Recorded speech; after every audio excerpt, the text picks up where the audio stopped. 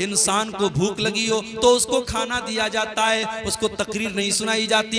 इंसान को प्यास लगी हो तो उसको पानी दिया जाता है, उसके सामने कुरान नहीं पढ़ा जाता है। अगर आपके जवान बेटे और बेटियां शादी के काबिल हो गए हैं तो इस्लाम ये भी कहता है कि उनकी शादी में तुम देर मत करो। अब जो बात मैं कहने जा रहा हूं, हो सकता है मेरे जाने के बाद औरतें नाराज हो जाएं और कहने लगे कि आइंदा इस मौलवी को मत बुलाना, आइंदा इस मौलवी की तकरीर मत करवाना।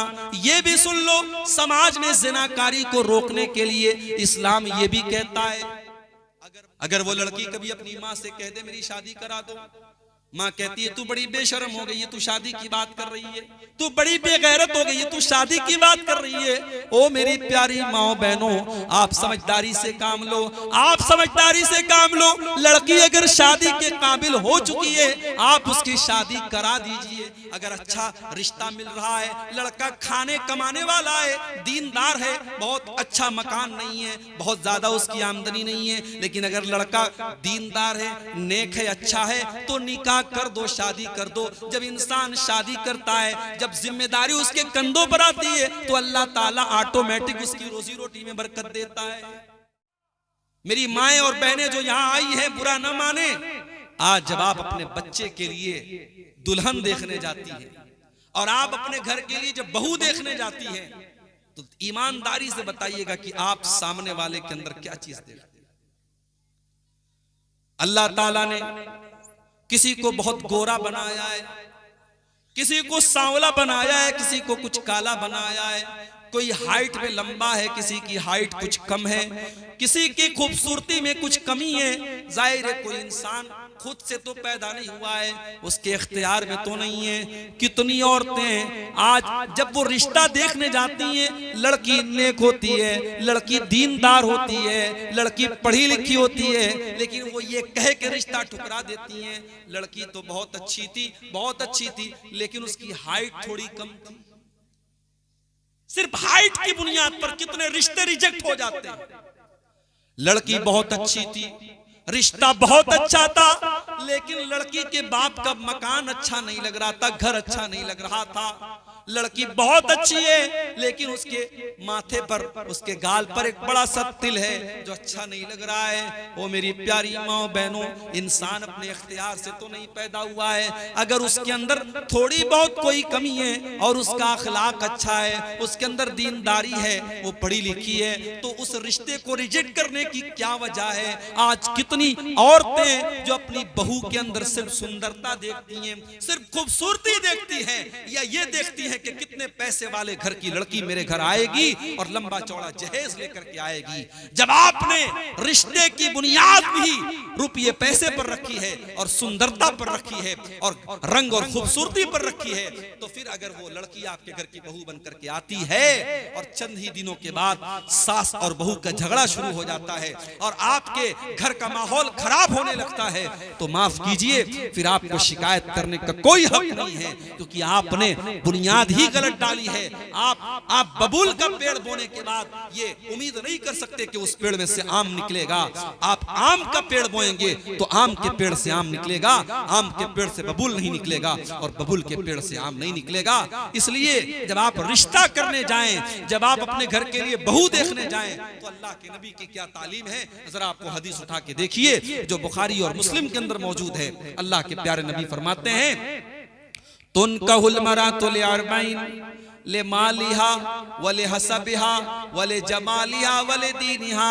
जब एक औरत की शादी होती है तो चार चीजें औरत के अंदर देखी जाती हैं। माल देखा जाता है, यहूदियों के यहाँ माल देखा जाता था, कितने पैसे वाले घर की लड़की है, और खूबसूरती देखी जाती है। ईसाइयों के यहाँ खूबसूरती देखी जाती थी, वले हसबिया, और कुछ लोग खानदान देखते हैं, बिरादरी देखते हैं। अरब के अंदर बिरादरी बहुत ज्यादा देखी जाती थी। वले दीनिहा, और अल्लाह के नबी फरमाते हैं कि कुछ लोग लड़की के अंदर दीनदारी देखते हैं। फज़फर बिज़ाति दीनी तरिबत यदाक। अल्लाह के प्यारे नबी फरमाते हैं कि तुम दीनदार औरत को अपने घर की बहू बना के लाओ, तुम दीनदार औरत को बीवी बना के लाओ, तुम अपने घर की मलका दीनदार औरत को बनाओ, तुम कामयाब हो जाओगे। दीनदार औरत जब घर में आ जाए तो घर को चार चांद लगा देती है मेरे भाई। अद्दुनिया कुल्लुहा मता, दुनिया पूरी की पूरी फायदा उठाने की चीज है। वह खैरु मताई दुनिया अलमरतु सालिहा, और दुनिया का सबसे कीमती खजाना नेक औरत है, दीनदार औरत है।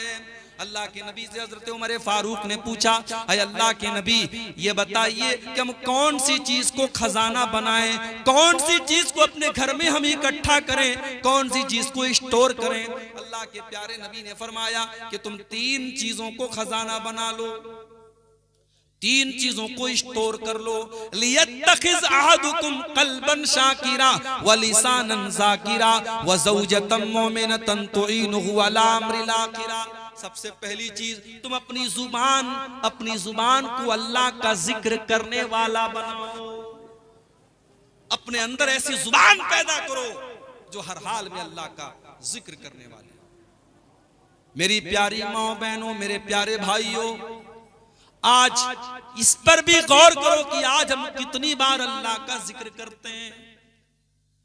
नबी अकरम ने तो जो दुआएं सिखाई हैं, छींक आए तो कहो अल्हम्दुलिल्लाह, आपको छींक आई आपने अल्हम्दुलिल्लाह का, सामने वाला सुने तो वो कहे यरहमुकल्लाह, फिर उसके जवाब में आप कहें यहदीकुमुल्लाह। सिर्फ एक छींक आई और आपने 3 बार अल्लाह का नाम लिया। आप घर में जा रहे हैं, कुछ नहीं अगर आपको आता है तो सिर्फ बिस्मिल्लाह पढ़ लीजिए। अल्लाह के नबी फरमाते हैं जब तुम अपने घर में आते हो और बिस्मिल्लाह पढ़ते हो तो शैतान फेल हो जाता है। जब तुम बिस्मिल्लाह पढ़ के घर में आते हो तो शैतान ये कहता है ला मबीता लकुम हाहुना, अब इस घर में हम रह नहीं सकते, ये तो बिस्मिल्लाह पढ़ के अंदर आया है। और जब तुम खाना खाने के टाइम बिस्मिल्लाह पढ़ते हो तो शैतान कहता है ला अशा हाहुना, अब यहाँ तो डिनर भी नहीं मिलेगा, अब यहाँ तो खाना भी नहीं मिलेगा। आपने बिस्मिल्लाह पढ़ा, शैतान की घर में एंट्री खत्म हो गई। आपने खाने के टाइम बिस्मिल्लाह पढ़ा, शैतान आपके खाने से भाग गया। क्या इतना भी नहीं कर सकते? घर से आप निकल रहे हैं, दुकान पे जा रहे हैं, मकान पे जा रहे हैं, बिजनेस पे जा रहे हैं, कहीं भी जा रहे हैं, जब आप घर से निकलने लगिए अल्लाह के नबी फरमाते हैं ये दुआ पढ़ के निकलिए, बिस्मिल्लाहि तवक्कलतु अलल्लाहि ला हौला वला कुव्वता इल्ला बिल्लाह। छोटी सी दुआ है, 2 मिनट में आपको याद हो जाएगी। बिस्मिल्लाह, मैं अल्लाह के नाम से निकल रहा हूँ। तवक्कलतु अलल्लाह, मैं अल्लाह के ऊपर भरोसा करके निकल रहा हूँ। ला हौला वला कुव्वता इल्ला बिल्लाह, अल्लाह के सिवा किसी के पास कोई ताकत नहीं है, कोई पावर नहीं है। ये दुआ पढ़ के आप निकलेंगे, कोई शैतान आपका कुछ बिगाड़ नहीं सकता। अल्लाह के नबी फरमाते हैं जब ये दुआ पढ़ के आप निकलेंगे तो शैतान अगर आपको बहकाने के लिए आता है तो फरिश्ते उससे कहते हैं इसने तो वो दुआ पढ़ ली कि कद वो कीता, इसको तो अल्लाह ताला ने अपनी छाया में, अल्लाह ताला ने अपने प्रोटेक्शन में ले लिया है, अब शैतान इसको कुछ नहीं कर सकता, अब शैतान इसका कुछ नहीं बिगाड़ सकता। अल्लाह का जिक्र करने के लिए ये छोटी छोटी दुआएं हैं मेरे भाइयों, इनको आप याद कर लें। और मैं आपको एक दुआ की किताब के बारे में बताता हूं, मुझे उम्मीद है कि बंगला में भी वो किताब आपको मिल जाएगी। वो बड़ी ऑथेंटिक किताब है, बड़ी मोतबर किताब है, हिस्नुल मुस्लिम दुआ की किताब है। और इंशाअल्लाह मैं जल्द ही ऑनलाइन इस दुआ के बारे में भी कुछ एक कोर्स की शक्ल में इसकी एक एक दुआ का जो मतलब है उसको एक्सप्लेन करके, उसका मतलब पता करके मैं इंशाअल्लाह वो वीडियो भी इंटरनेट पर जल्दी आएगा, जिसमें इस किताब की ज्यादा मोटी किताब नहीं है, पॉकेट साइज में आपको मिल जाएगी। आप पता लगाइएगा, बंगला में भी जरूर आती होगी। आप हिस्नुल मुस्लिम को अपने पास रखिए और छोटी छोटी दुआओं को आप याद करिए मेरे भाइयों, और अपने बच्चों को याद कराइए। और जब आप इन दुआओं को याद करेंगे और आपके घर में अल्लाह का जिक्र जब होगा तो आपके घर से बहुत सारी बुराइयां खत्म हो जाएंगी। इसलिए कि जब घर में अल्लाह का नाम लिया जाता है, जब अल्लाह का जिक्र होता है तो शैतान वहीं से नाकाम होने लगता है। इसीलिए अल्लाह के नबी फरमाते हैं मसलुल बैतिल लज़ी युज़करुल्लाहु फीही वल बैतिल लज़ी ला युज़करु फीही मसलुल हय्य वल मय्यित। जिस घर में अल्लाह का नाम लिया जाए वो घर जिंदा है, और जिस घर में अल्लाह का नाम न लिया जाए वो घर मुर्दा है। जिन्नात का मसला आता है, मौलवी साहब मेरे घर में जिन्नात का असर है, मौलवी साहब मेरी जवान बेटी पता नहीं कैसी कैसी बातें कर रही है, उल्टी सीधी बातें कर रही है, होश में नहीं रहती है, बाल को बिखेर लेती है। मौलवी साहब ने आके देखा, कहा जिन्नात का साया है इसके ऊपर किसी ने जादू किया है।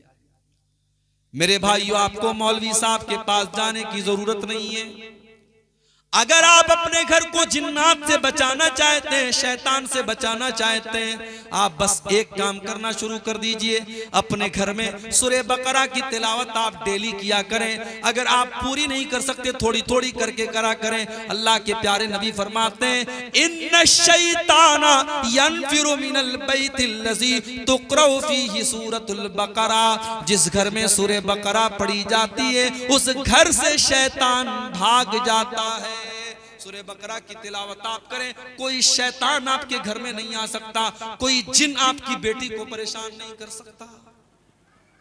मगर हम लोग तो शॉर्टकट चाहते हैं ना, हमको ना पढ़ना पड़े, हम मौलवी साहब से पढ़वा देंगे। हम मोबाइल के जरिए, लोग हमसे पूछते हैं व्हाट्सएप पर कॉल करके, मैसेज करके, मौलवी साहब हमको अपने घर में सूरह बकरा पढ़नी है, 2.5 पारे की सूरत है, बड़ी लंबी सूरत है, उतना टाइम नहीं है, हम मोबाइल के ऊपर अगर उसको चला दे तो चलेगा क्या?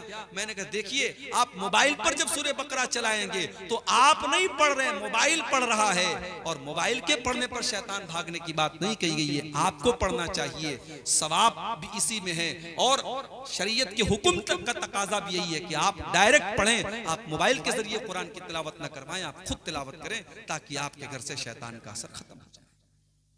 तो घर को अगर दीनदार बनाना है तो हमें और आपको घर में यह काम करना पड़ेगा। इसी तरीके से अगर आपके घर को घर के माहौल को इस्लामी माहौल बनाना है तो अपने घर में नमाज का माहौल बनाओ। अपने घर का माहौल ऐसा बनाओ कि अजान की आवाज सुनने के बाद सारे काम धंधे बंद हो जाएं, औरतें हों, बड़े हों, बच्चे हों, उनको सबसे पहले नमाज की फिक्र हो जाए। इसीलिए अल्लाह के नबी फरमाते हैं कि कल कयामत के दिन जब सूरज 1 मील की दूरी पर होगा, अल्लाह ताला अपने कुछ बंदों को अपने अर्श का साया देगा। उन बंदों में एक बंदा वो भी होगा, व रजुलुन क़ल्बुहु मुअल्लक़ुन बिल मसाजिद, वो इंसान जिसका दिल मस्जिद में अटका हो। इतनी नमाज की टेंशन और इतनी नमाज की फिक्र आपके अंदर हो कि आपका दिल मस्जिद में अटका हो। आप इशा की नमाज पढ़ के घर पे आए, आपने मोबाइल पर सुबह फजर की नमाज का अलार्म लगा लिया, सुबह फजर की अजान 5:30 बजे, 5:45 बजे होने वाली है, मुझे 5:45 बजे उठना है और मस्जिद में आकर के नमाज पढ़ना है।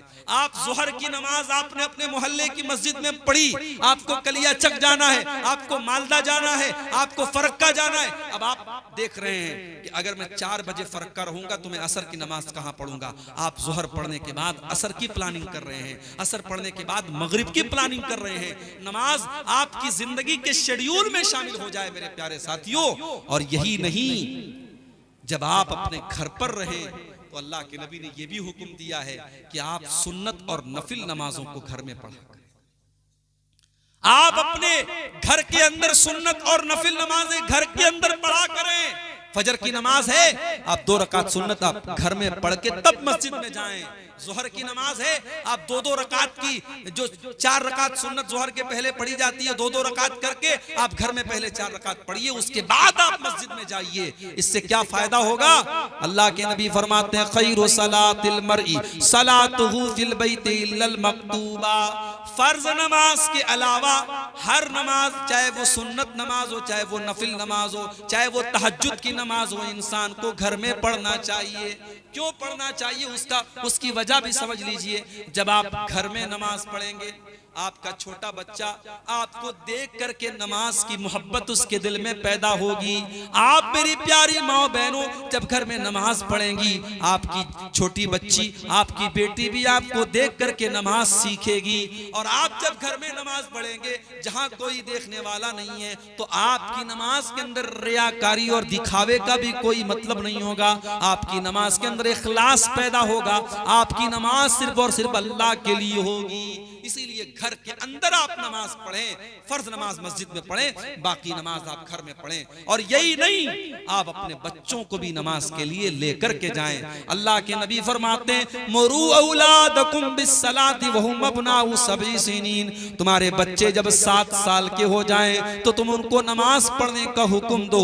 वज़रिबूहुम अलैहा वहुम अब्नाउ अशरिन, और जब तुम्हारे बच्चे 10 साल के हो जाएं और नमाज न पढ़े तो तुम उनकी पिटाई करो। 10 साल के बच्चे अगर हो जाएं तो नमाज न पढ़ने पर उनकी पिटाई करो। और यही नहीं, आगे अल्लाह के नबी कह रहे हैं वफ़र्रिक़ू बैनहुम फिल मज़ाजे, और जब तुम्हारे लड़का और लड़की 10 साल के हो गए तो उनके बिस्तर अलग कर दो।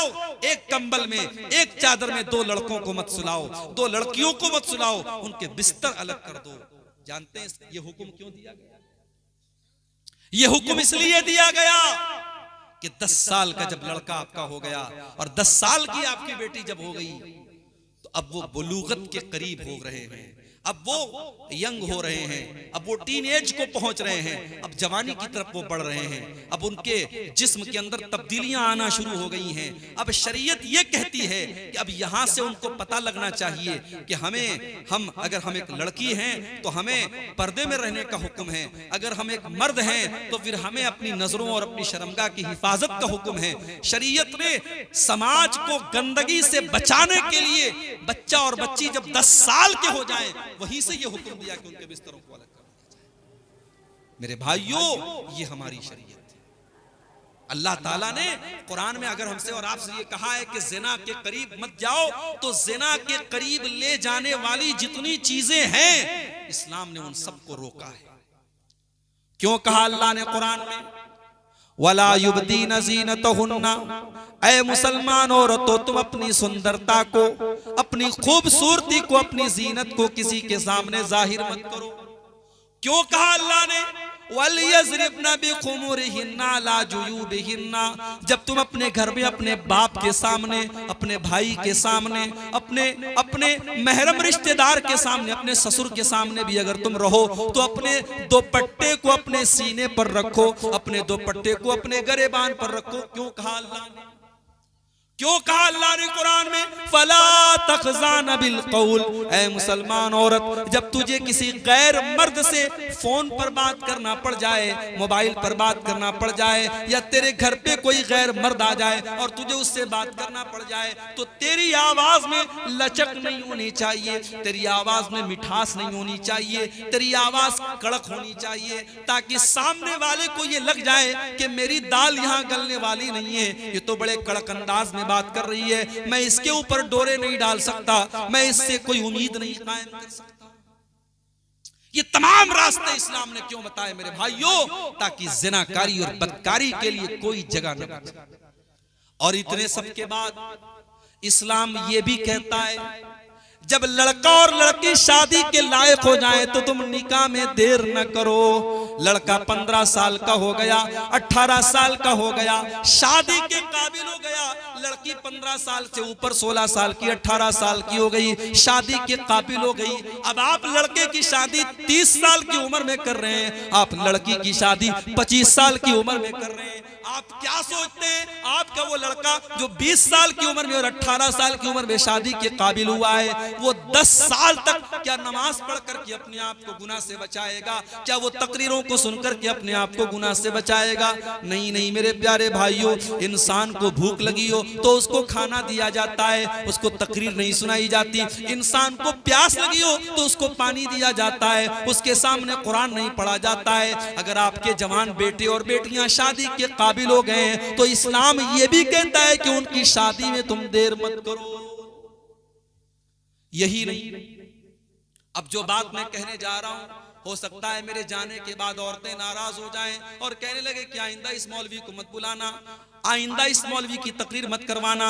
ये भी सुन लो, समाज में ज़िनाकारी को रोकने के लिए इस्लाम ये भी कहता है अगर मर्द के पास ताकत है, पैसे वाला है और एक से ज्यादा बीवियों का वो हक अदा कर सकता है, वो 2 शादी कर सकता है, वो 3 कर सकता है, वो 4 कर सकता है, तो इस्लाम ये कहता है कि उस मर्द को कर लेना चाहिए। नहीं मौलवी साहब, ज़िना कर लेना आसान है, दूसरी शादी का नाम मत लीजिए। बीवी कहती है कि तुम गलत काम कर लो चलेगा, मगर तुम किसी को मेरी सौतन बना के लाओगे, मैं अपने प्यार को नहीं बांट सकती, मैं अपनी मोहब्बत को नहीं बांट सकती। बीवी साफ कहती है तुम गलत काम कर लो चलेगा, मगर मैं कल मुंबई में था। मुंबई में एक नौजवान लड़का मेरे पास आया, 28 साल 30 साल का लड़का रहा होगा, पैसे वाला लड़का है। उसने कहा मौलवी साहब मैं दूसरी शादी करना चाहता हूं। मैंने कहा बहुत अच्छी बात है, कर लो भाई। कहा किससे करूं, कोई बेटी देने को तैयार ही नहीं है। लड़की, मैंने एक ऐसी जगह रिश्ता भेजा जहां लड़की गूंगी है, लड़की बोल नहीं सकती है और गरीब फैमिली है, लेकिन उन लोगों ने भी कहा कि नहीं साहब हम दूसरी बीवी के तौर पर अपनी बेटी को नहीं देंगे। ये हालात हैं इस वक्त हमारे और आपके समाज के। दूसरी शादी जो बेचारा कर सकता है उसको करने की इजाजत नहीं है। नतीजा ये है, और मैं समाज की हकीकत आपको बता रहा हूं कि कितने शादीशुदा लोग हैं जिनके शादी के बाद भी दूसरी औरतों से संबंध है, जिसको हम कहते हैं एक्स्ट्रा मैरिटल अफेयर। शादी के बाद भी नाजायज ताल्लुकात हैं और समाज के अंदर वो चीजें चल रही हैं, लेकिन दूसरी शादी को समाज ने गाली बना दिया। कोई दूसरी शादी कर ले, पूरा समाज कहता यार ये बहुत गलत आदमी है, बहुत अय्याश आदमी है, इसने दूसरी शादी कर ली। लेकिन उसी समाज में कितने शादीशुदा लोग हैं जो अपनी जरूरत को गलत और नाजायज तरीके से पूरा कर रहे हैं और समाज में उसको कोई बुरा कहने वाला और उसको कोई रोकने वाला नहीं है। मेरे भाइयों, अगर इस्लाम ने ज़िनाकारी से रोका है तो इस्लाम ने उसका हल भी बताया है। इस्लाम ये कहता है शादी करो, निकाह करो। कितनी लड़कियां हैं आज 25 साल की होगी, उनके माँ बाप उनकी शादी के बारे में सोचते भी नहीं। अगर वो लड़की कभी अपनी माँ से कह दे मेरी शादी करा दो, माँ कहती है तू बड़ी बेशर्म हो गई है, तू शादी की बात कर रही है, तू बड़ी बेगैरत हो गई है, तू शादी की बात कर रही है। ओ मेरी प्यारी माओ बहनों, आप समझदारी से काम लो, आप समझदारी से काम लो।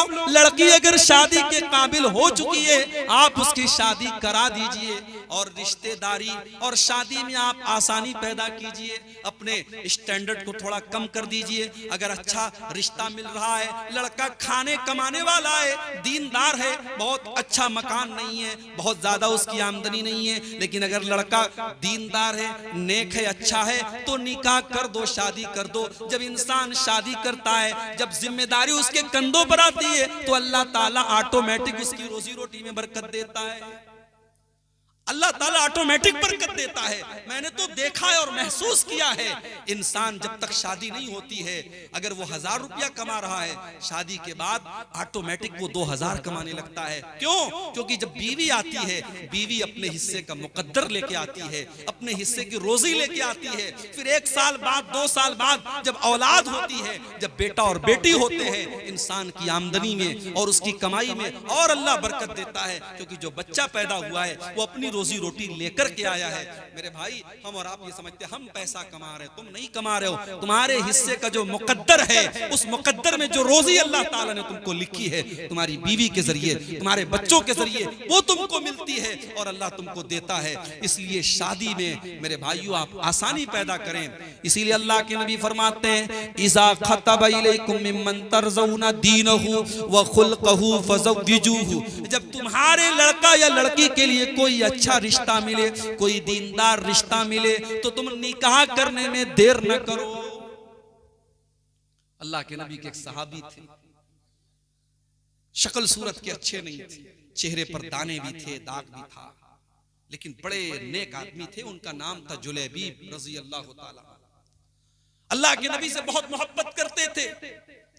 अल्लाह के नबी ने पूछा, जुलैबीब तुम्हारी शादी हुई कि नहीं हुई? अरे अल्लाह के नबी शादी नहीं हुई। आपने कहा कोई बात नहीं, हम तुम्हारी शादी कराएंगे। मदीना के अंदर एक अंसारी साहबी थे, जिनकी बेटी बड़ी पढ़ी लिखी, बड़ी काबिल थी, बड़ी अच्छी थी, और वो अपनी बेटी के लिए रिश्ता तलाश कर रहे थे। एक दिन वो अल्लाह के नबी के पास आते हैं और अल्लाह के नबी से कहते हैं कि अल्लाह के नबी, मैं अपनी बेटी के लिए रिश्ता तलाश कर रहा हूं। नबी अकरम ने फरमाया कि आपकी बेटी के लिए बहुत अच्छा रिश्ता है मेरे पास। साहबी ने समझा कि अल्लाह के नबी मेरी बेटी को अपनी बीवी बनाना चाहते हैं। अपने घर में ले जाना चाहते हैं। साहबी ने कहा, अरे अल्लाह के नबी, ये तो मेरी बड़ी खुशनसीबी की बात है। आपने फरमाया, नहीं नहीं, मैं तुम्हारी बेटी से खुद निकाह करना नहीं चाहता, मेरे एक सहाबी हैं, मैं अपने सहाबी से तुम्हारी बेटी का निकाह करना चाहता हूं। कहा, अल्लाह के नबी कौन है? कहा, जुलैबीब है। अब सहाबी जानते थे जुलैबीब गरीब भी हैं और बदसूरत भी हैं, चेहरे पर दाग धब्बे भी हैं, ज्यादा खूबसूरत भी नहीं है। और उनकी लड़की बड़ी खूबसूरत थी, बड़ी पढ़ी लिखी थी, बड़ी अच्छी थी। अब लेकिन नबी का हुक्म है, सहाबी इनकार भी नहीं कर सकते। उन्होंने कहा, या रसूल अल्लाह, मैं थोड़ा सा लड़की की मां से मशवरा कर लेता हूं, समझ लेता हूं, उसके बाद में जवाब देता हूं। सहाबी घर आते हैं और घर आने के बाद अपनी बीवी से कहते हैं कि अल्लाह के नबी ने हमारी बेटी के लिए रिश्ता भेजा है। कहा, कौन है? किसके लिए रिश्ता भेजा है? कहा, जुलैबीब के लिए रिश्ता भेजा है। लड़की की माँ भी जानती थी जुलैबीब गरीब आदमी है, जुलैबीब बदसूरत आदमी है। लड़की की माँ ने फौरन कहा कि नहीं नहीं, हम जुलैबीब के साथ अपनी लड़की की शादी तो नहीं कर सकते, इतने अच्छे अच्छे रिश्ते हमारी लड़की के आए, हमने अपनी बेटी की शादी किसी और से नहीं कराई, अब हम अपनी बेटी की शादी जुलैबीब से कराएंगे, ऐसा नहीं हो सकता। लड़की की माँ ने साफ इनकार कर दिया। सहाबी पलट करके जाने लगे। लड़की अंदर पर्दे से सब सुन रही थी माँ बाप की बातचीत। लड़की अपने माँ बाप के पास आती है, ऐ मेरी अम्मी जान, ऐ मेरे अब्बू जान, ठीक है आपको ये रिश्ता पसंद नहीं आया, आपको जुलैबीब पसंद नहीं आए, मगर जरा इस पर भी तो गौर करो, ये रिश्ता भेजने वाली हस्ती कौन है? ये रिश्ता भेजा है जनाबे मुहम्मदुर रसूलुल्लाह सल्लल्लाहु अलैहि वसल्लम ने। क्या आप अल्लाह के नबी का रिश्ता ठुकराएंगे? मेरे अब्बू जान, ऐसा न कीजिए, आप मेरी शादी जुलैबीब से करा दीजिए। अगर अल्लाह के नबी ने ये रिश्ता भेजा है, मुझे उम्मीद है अल्लाह इस रिश्ते को मेरे हक में बरकत वाला बना देगा। मैं इस रिश्ते पर राजी हूं। जब मैं राजी हूं तो आपको एतराज नहीं करना चाहिए, आप मेरी शादी जुलैबीब से करा दीजिए। हजरते जुलैबीब से शादी करने के लिए तैयार हो गई वो लड़की। लड़की के वालिद अल्लाह के नबी के पास आते हैं और पूरा वाकया सुना देते हैं कि हम दोनों मियां बीवी तो तैयार नहीं थे, मगर हमारी बेटी तैयार है, क्योंकि रिश्ता आपने भेजा है। अल्लाह के नबी ने फौरन दुआ की, अल्लाहुम्मा बारिक लहा फी आइशिहा, ऐ अल्लाह इस लड़की की जिंदगी में तू बरकत अता फरमा, वला तजअल आइशहा कद्दन कद्दा, ऐ अल्लाह इसकी जिंदगी में कभी परेशानी और कभी दुश्वारी ना आए। शादी हो गई। जुलैबीब गरीब थे, मगर गरीब होना ये ऐब नहीं है।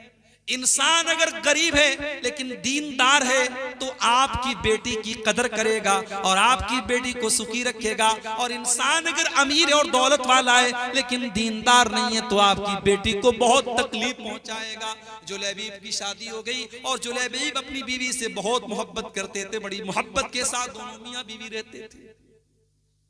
कुछ दिनों के बाद एक गज़वा होता है, एक लड़ाई होती है और अल्लाह के रसूल के सहाबा के साथ उस लड़ाई के मैदान में हजरत जुलैबीब भी शामिल होते हैं। लड़ाई जब खत्म हो जाती है और मुसलमान अपने शहीदों की लाशों को तलाश करने लगते हैं तो अल्लाह के नबी पूछते हैं कि सबकी लाशें तो नजर आ रही हैं, मुझे मेरा जुलैबीब नजर नहीं आ रहा है, क्या तुम लोगों ने जुलैबीब को देखा है? जब तलाश किया गया तो 7 दुश्मनों के बीच में 7 लोगों को मारने के बाद, अकेले उनसे लड़ने के बाद अपनी जान अल्लाह की राह में कुर्बान करने वाला जुलैबीब 7 दुश्मनों के बीच में तीरों से और तलवारों से के जख्म से भरी हुई उनकी लाश मिलती है। अल्लाह के नबी अपने इस सहाबी की लाश को अपने कंधे पर उठा करके कब्र के पास लेके जाते हैं। किसी चारपाई पर जुलैबीब को नहीं उठाया गया, नबी ने अपने कंधे को जुलैबीब की चारपाई बनाया, अपने कंधे पर उठाया और कब्र में ले जाकर के कब्र में उतारा। और जब कब्र में उतारने लगे और आसमान की तरफ आपने हाथ उठाए और आपने फरमाया, ऐ अल्लाह मैं जुलैबीब से राजी हूँ, ऐ अल्लाह तू भी इससे राजी हो जा। साहबा कहते हैं वो मंजर देख करके हमें इतनी हसरत हुई, हमने यहाँ तक हमारे दिल में ये ख्याल पैदा हुआ कि काश उस कब्र में हम होते और काश अल्लाह के नबी हमारे बारे में ये दुआ कर रहे होते। जुलैबीब को दफन कर दिया अल्लाह के नबी ने। और वो लड़की अपने शौहर के इंतकाल के बाद बेवा हो गई। और बेवा औरत के पास तो आमतौर से रुपये पैसे की कमी होती है, मगर सहाबा कहते हैं कि पूरे मदीना में हमने किसी और बेवा को नहीं देखा कि वो अल्लाह के रास्ते में इतना खर्च करती हो जितना हमने उस औरत को देखा। बेवा होने के बावजूद वो अल्लाह की राह में खर्च करती थी। एक दीनदार मर्द से निकाह करने का ये नतीजा निकला, अल्लाह गैब से रोजी देता था और वो अल्लाह की बंदी अल्लाह की राह में खर्च करती थी। मेरे प्यारे साथियों, रिश्ते नाते में आप दीनदारी को तरजीह दो। लड़का दीनदार है, लड़की दीनदार है तो बाकी चीजों में कॉम्प्रोमाइज कर लो। बाकी अगर कमजोर है, माली एतबार से कमजोर है, रुपये पैसे में कमजोर है, या आपके खानदान और आपके स्टेटस के मामले में कमजोर है, लेकिन अगर दीनदार है और बाखलाक है, अल्लाह के प्यारे नबी कहते हैं निकाह कर दो और देर मत करो। अगर तुम ऐसा करोगे तो जमीन के अंदर फसाद फैलेगा। तो ये बहुत जरूरी चीज है। अगर हम अपने घर का माहौल इस्लामी बनाना चाहते हैं तो हमें अपने घर में सबसे पहले रिश्ता नाता दीन की बुनियाद पे करना। और आगे बढ़िए। शादी हो गई, अब लड़की आपके घर में आती है और अब उसके बाद मियां बीवी आपस में जिंदगी गुजार रहे हैं। अब जाहिर है मियां बीवी के दरमियान मोहब्बत भी होगी और कभी कभी झगड़े भी होंगे। कभी शौहर की कोई बात बीवी को बुरी लगी, कभी बीवी की कोई बात शौहर को बुरी लगी। अब यहां इस्लाम क्या कहता है, इसको भी आप जरा समझ लें। इस्लाम ये कहता है अर्रिजालु कव्वामूना अलन निसा। औरत को ये समझ लेना चाहिए कि मुझे अपने शौहर के ऊपर हुक्म नहीं चलाना है, मुझे अपने शौहर का हुक्म मानना है।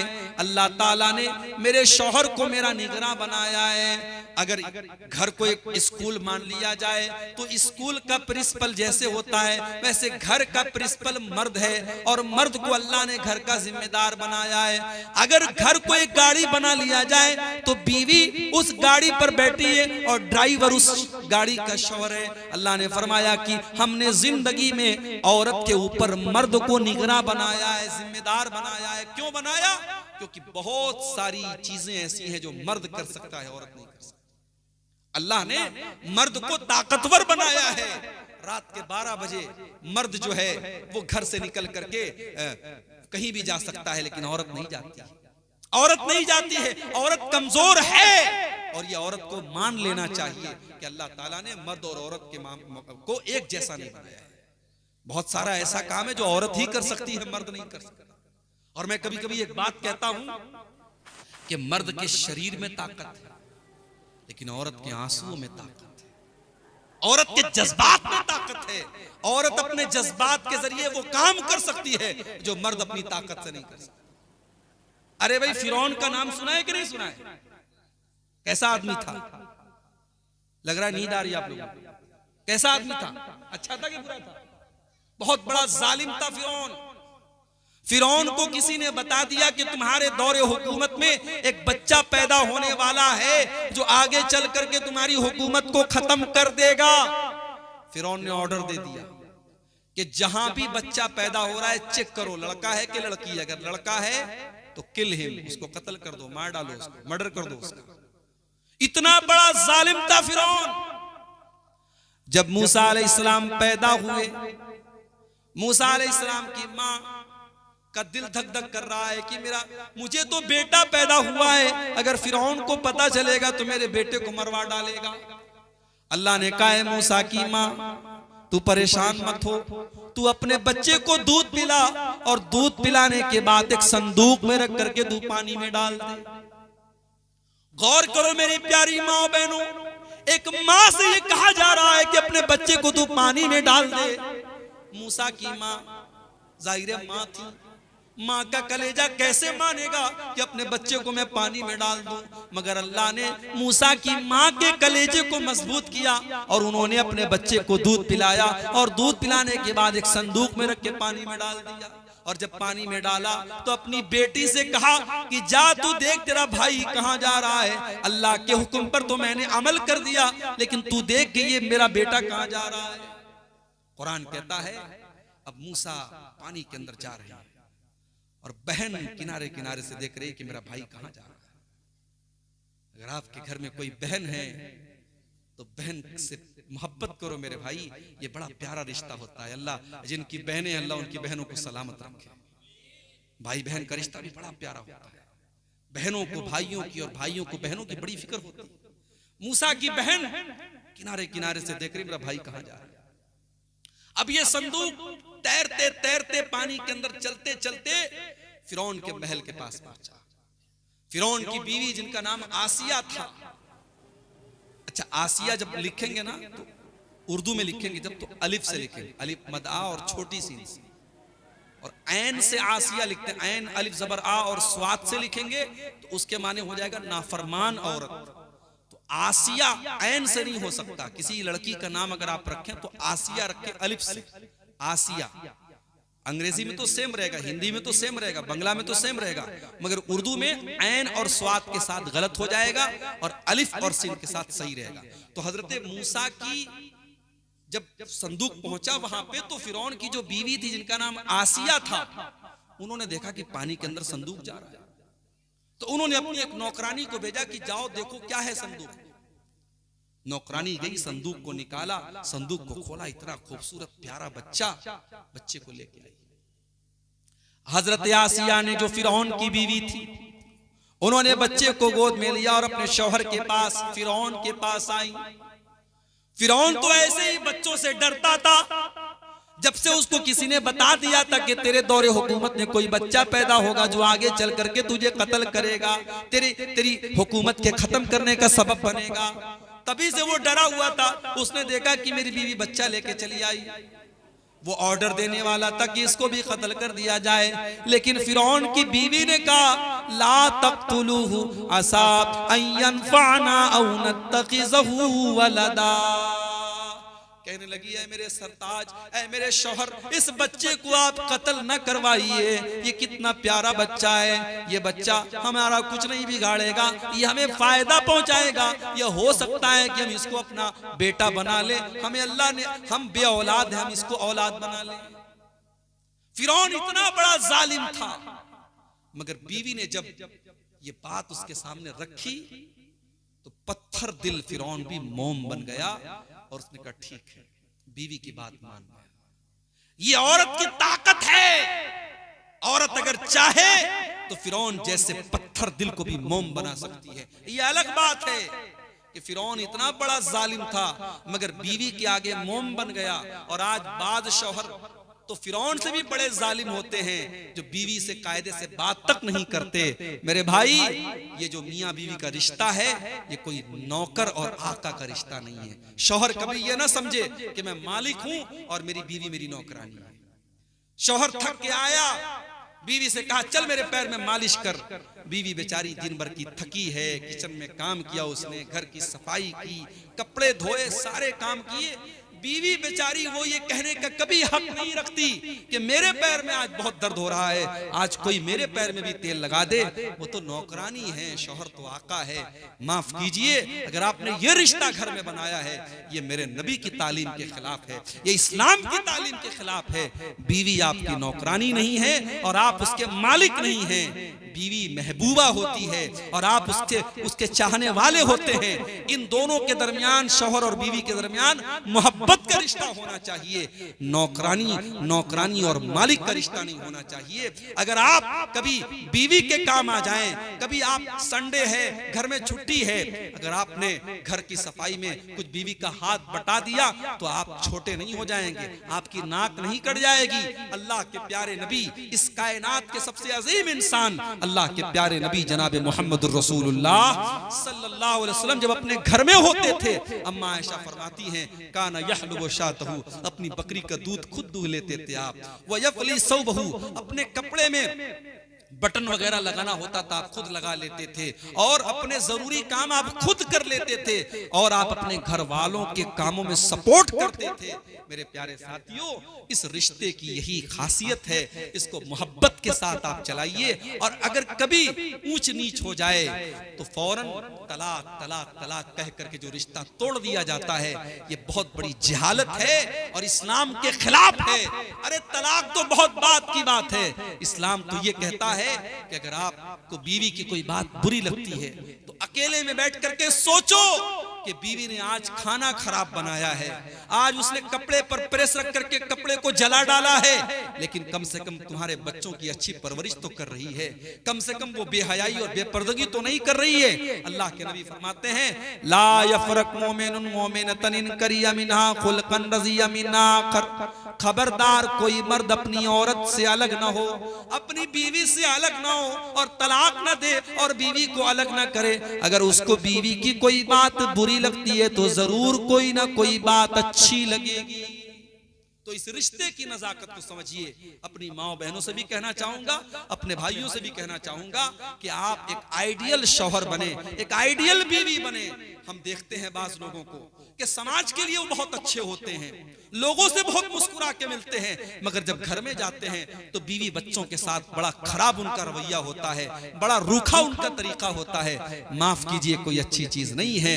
अल्लाह के प्यारे नबी फरमाते हैं खैरुकुम ले अहलिही व अना खैरुकुम ले अहली। ओ लोगों, तुम में सबसे अच्छा इंसान वो है जो अपने परिवार के लिए अच्छा हो और मैं तुम में अपने परिवार के लिए सबसे अच्छा हूं।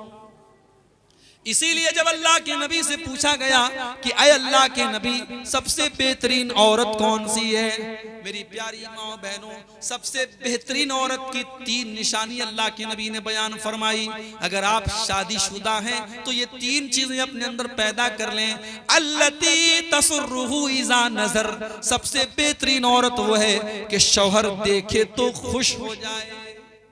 आप शादी में जा रही हैं, बेहतरीन साड़ी पहनकर, सज करके संवर करके, आप किसी फंक्शन में जा रही हैं सज करके संवर करके, लेकिन जब शौहर घर में आता है तो बाल में कंघी तक नहीं करती हैं, चेहरे पर क्रीम तक नहीं लगाती हैं, बदन में खुशबू तक नहीं लगाती हैं। ओ मेरी प्यारी माँ बहनों, आपके मेकअप का और आपकी जीनत का और आपकी खूबसूरती का सबसे बड़ा हकदार तो आपका शौहर है। अल्लाह के नबी फरमाते कि बेहतरीन बीवी वो है कि शौहर देखे तो खुश हो जाए। वो बीवियां कामयाब होती हैं और उन बीवियों की मिसाल दी जाती है जब शाम को शौहर घर में आने वाला होता है, वो अपने शौहर के लिए तैयार होती हैं, अपने शौहर के लिए रेडी होती हैं। अगर आप अपने शौहर के लिए वाकई में अपने आप को तैयार कर लें, मैं गारंटी देता हूं शौहर कभी किसी दूसरे की औरत की तरफ देखेगा भी नहीं, अगर आपने उसका हक सही तरीके से अदा किया। और दूसरी चीज वतुती उज़ामर, जब शौहर कोई हुक्म दे तो बीवी माने, शौहर का हुक्म बीवी माने, शौहर का हुक्म माने, शौहर पर अपना हुक्म न चलाए। और तीसरी चीज वला तो खालिफुहु फी नफ्सिहा व मालिही बिमा यकरा, और शौहर की पीठ के पीछे अपनी आबरू की हिफाजत करे और अपने माल की, शौहर के माल की हिफाजत करे। शौहर का पर्स हाथ में लग जाए, शौहर का ATM कार्ड हाथ में लग जाए तो बिल्कुल बेदर्दी के साथ उसको खर्च न करे, शौहर के मेहनत से कमाए गए पैसे की कद्र करे और उसकी हिफाजत करे और अपनी इज्जत व आबरू की हिफाजत करे। ये 3 काम जो औरत कर ले वो दुनिया की सबसे बेहतरीन औरत है। अब दूसरा सिक्के का दूसरा पहलू ये है कि बेहतरीन शौहर कौन सा होता है।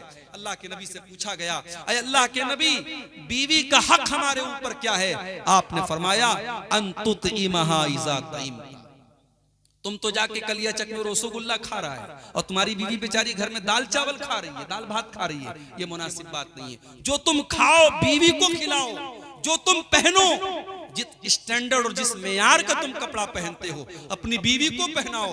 वला तज़रिबिल वजह, और कभी भी बीवी के ऊपर गुस्से में हाथ मत उठाओ, उसके चेहरे पर कभी मत मारो।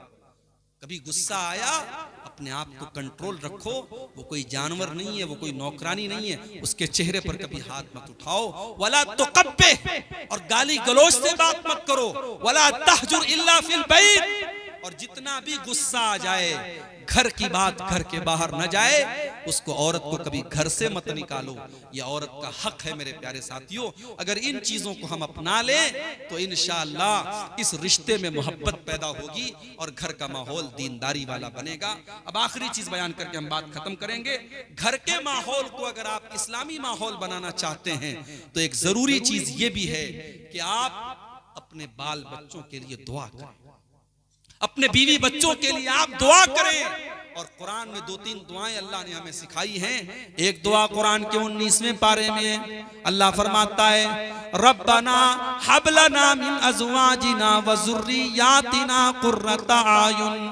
अल्लाह के नेक बंदे ये दुआ करते हैं, परवरदिगार हमारे बीवी बच्चों को हमारी आंखों की ठंडक बना दे, वजअलना लिलमुत्तकीना इमामा, और ऐ अल्लाह तू मुत्तकियों का इमाम हमको बना दे। ये दुआ आप याद कर लीजिए। जब भी आप दुआ के लिए हाथ उठाइए, अपने बीवी बच्चों के लिए दुआ कीजिए कि ऐ अल्लाह हमारे बीवी बच्चों को हमारी आंखों की ठंडक बना दे। और आपकी बीवी आपकी आंखों की ठंडक कब बनेगी? जब वो नेक होगी, जब वो दीनदार होगी। आपका बच्चा आपकी आंखों की ठंडक कब बनेगा? जब आप फजर की नमाज पढ़ने मस्जिद में आएंगे और देखेंगे आपका बेटा पहली सफ में खड़ा है, तो आपके दिल को सुकून पहुंचेगा। मेरे भाइयों, वो फैमिली और वो परिवार वो मिसाली होता है जहां शौहर और बीवी नेकी के काम में एक दूसरे का सपोर्ट करें। अल्लाह के नबी ने दुआ की है उस औरत के लिए, उस मर्द के लिए जो रात में उठ करके तहज्जुद पढ़े और अपनी बीवी को उठाए। अल्लाह के नबी फरमाते हैं, रहीमल्लाहु रजुलन कामा मिनल लैल, अल्लाह ताला रहमत नाजिल फरमाए उस मर्द के ऊपर जो रात में उठ करके तहज्जुद पढ़ता है और अपनी बीवी को भी उठाता है। अगर बीवी उठने से इनकार कर देती है तो बीवी के चेहरे पर वो पानी डाल देता है, मगर उसको उठाता है। और अल्लाह ताला रहमत नाजिल फरमाए उस औरत के ऊपर जो रात में उठ करके तहज्जुद की नमाज पढ़ती है और अपने शौहर को उठाती है। अगर शौहर इनकार करता है तो शौहर के चेहरे के ऊपर पानी डाल करके उसको उठाती है। ये परिवार अगर हमारे और आपके समाज में हो जाए कि बीवी शौहर से नमाज पढ़वा रही है, शौहर बीवी से नमाज पढ़वा रहा है, तो मेरे भाइयों उस घर में बरकत आएगी, उस घर में रहमत आएगी, उस घर में दीनदारी आएगी। आज हालात बहुत खराब है मेरे भाई। आज हमारे घरों से दीनदारी खत्म हो रही है। अरे आज घरों में कोई कुरान पढ़ने वाला नहीं। 24 घंटे में घर में कितने मुसलमानों के घर ऐसे हैं कि 24 घंटे में कोई एक मर्तबा अल्लाह का नाम लेने वाला नहीं है। मुसलमान का घर है, दिन भर मोबाइल पर गाना बज रहा है, नंगी तस्वीरें देखी जा रही हैं, दुनिया भर की चीजें देखी जा रही हैं, मगर एक बार पूरे घर में कोई अल्लाह का नाम लेने वाला नहीं है। इन हालात में मेरे भाइयों हमें और आपको अपने घर वालों और अपने ऊपर तवज्जो देने की जरूरत है। और आखिरी बात कह रहा हूं कि आज हम अपने बच्चों की बड़ी फिक्र करते हैं।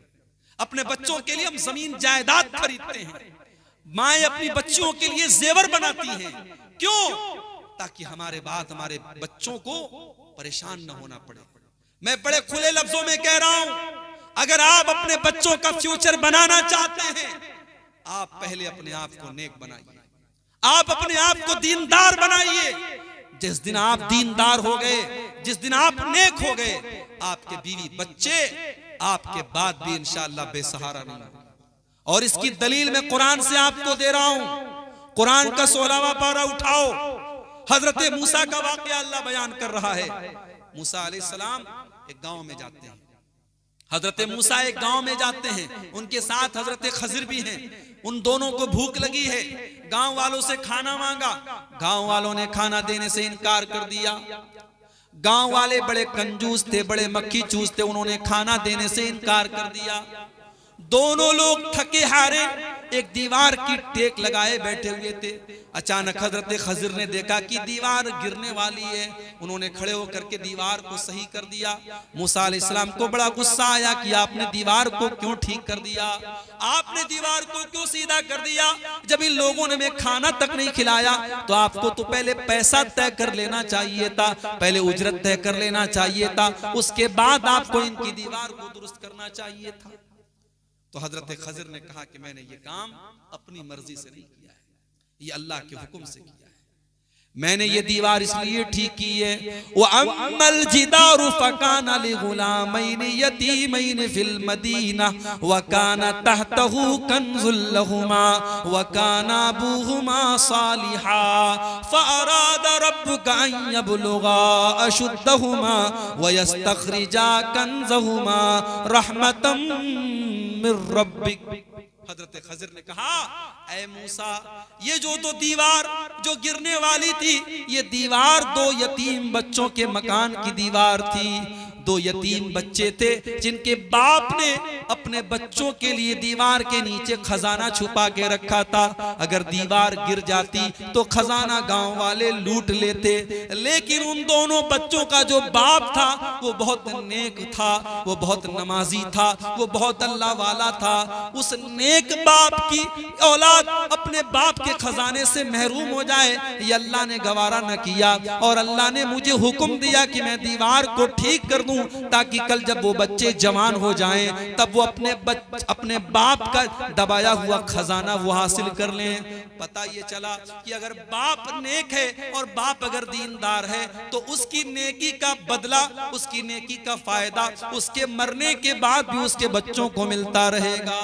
इसीलिए हजरत अब्दुल्ला बिन मसूद रजी अल्लाह ताला अन्हु जब रात में तहज्जुद की नमाज पढ़ा करते थे और उनका छोटा बेटा उनके पास लेटा रहता था, सोया रहता था, हजरत अब्दुल्ला बिन मसूद तहज्जुद पढ़ने के बाद अपने बेटे को देख करके कहते थे, मिन अजली का या बुनैया, ऐ मेरे बेटे तेरा बाप रात में उठ करके तहज्जुद की नमाज पढ़ रहा है, रात में उठ करके तेरा बाप अल्लाह की बारगाह में रो रहा है, तेरे लिए रो रहा है, तेरी खातिर रो रहा है, ताकि तेरा फ्यूचर अच्छा हो जाए, तेरा भविष्य अच्छा हो जाए, कल अल्लाह ताला अपनी रहमतों में तुझको जगा दे। तो आप अपने बच्चों के लिए अगर उनका फ्यूचर बनाना चाहते हैं, उनका भविष्य बनाना चाहते हैं, तो आप पहले अपने किरदार पर मेहनत करें मेरे भाई, अपने ऊपर मेहनत करें। अगर आप सच्चे हैं आपके बच्चे भी सच्चे होंगे। मेरी माओ और बहनों, अगर आप दीनदार और पर्दे में रहेंगी आपकी बेटी भी आपसे पर्दा सीखेगी। अगर आप सच बोलेंगी आपकी बेटियां आपसे सच सीखेंगी। आप नमाज की पाबंदी करेंगी आपकी जवान बेटी भी हर टाइम पाबंदी से नमाज पढ़ेगी। माओं से उनकी बच्चियां सीखती हैं और बेटे अपने बाप से सीखते हैं। तो पहले आप खुद अपने आप को संवारें और सुधारें।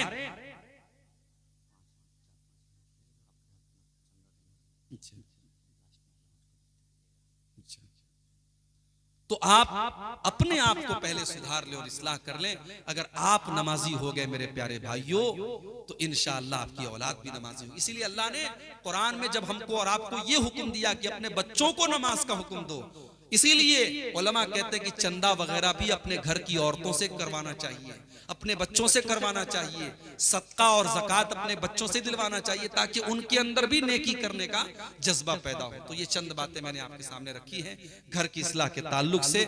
अभी मुझे ये हुक्म दिया गया, क्योंकि आज का ये जलसा एक मदरसे के लिए, एक इदारे के लिए ये मदरसे का चंदा है, जलसा है, और आपने अब तक काफी इसमें चंदा दिया भी है। और चूंकि मैं तो आमतौर से चंदा नहीं करता हूं, लेकिन अभी आखिरी टाइम है, जाते जाते जो भी आपकी जेब में आप खाली करके यहाँ जाएं तो ज्यादा बेहतर है, ताकि आप इस नेकी के काम में आप जितना बढ़ चढ़ करके हिस्सा लें। मेरे भाई, आपका ये इन्वेस्टमेंट अल्लाह के इस दीनी इदारे में, इस मदरसे में इंशाअल्लाह आपके लिए सदका जारिया बनेगा। आइए और जाते जाते इस इदारे को आप अपना ताउन देते हुए चलिए। मैं अल्लाह से दुआ भी कर रहा हूँ कि जिन भाइयों ने अपना अपना ताउन दिया है और मदद की है, इस इदारे की दान दिया है, अल्लाह उनके दान को कबूल करे। हमारी माएँ बहनें और हमारे नौजवान भाई, हमारे बुजुर्ग, जिन लोगों ने भी इस मदरसे को ताउन किया है, अल्लाह सबके ताउन को कबूल फरमाए। अल्लाह कहने और सुनने से ज्यादा हम सबको अमल करने की तौफीक अता फरमाए।